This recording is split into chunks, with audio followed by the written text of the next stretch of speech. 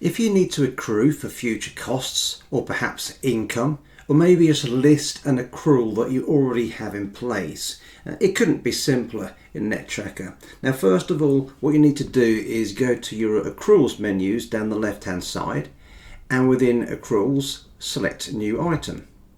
In this example, I'm going to accrue for commission payable. I'll start off by selecting the group, which here is going to be accrued expenses, and this group has already been set up within my company settings in the accruals and prepay area.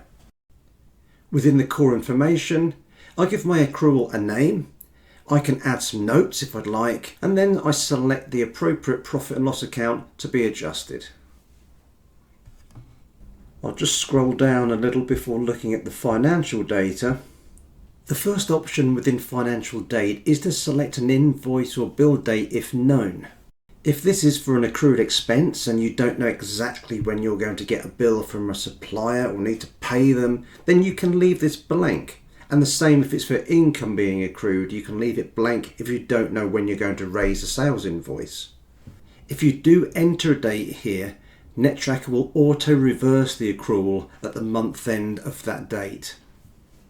Next, you enter the total amount to be accrued, and if you've already accrued this balance or maybe part of that balance, enter that into the next field.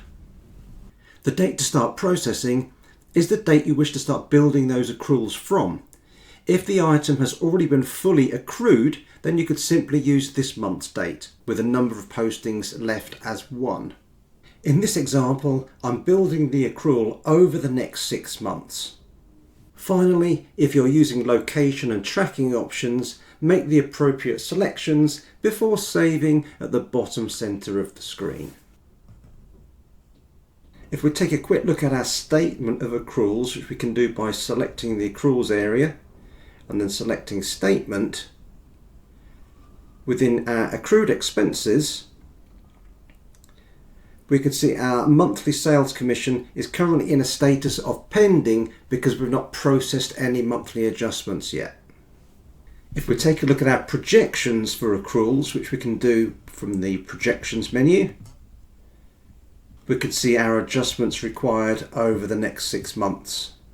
Next, I'm going to list an accrual where the value is already on the balance sheet.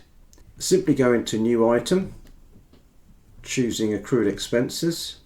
We enter all of the details that relate to the accrual as before, but in our financial data, the most important section I've got here is that the total accrual value is 14,000. The amount already in the balance sheet is 14,000, and I'm just selecting the number of monthly postings to 1, but nettTracker is not going to actually create any further postings until we decide to release the accrual.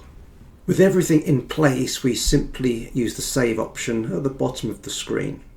If we take a look at our statement of accruals, we can see our sales commission is in place, currently active, but there are no further accruals required, and everything agrees back to the balance sheet.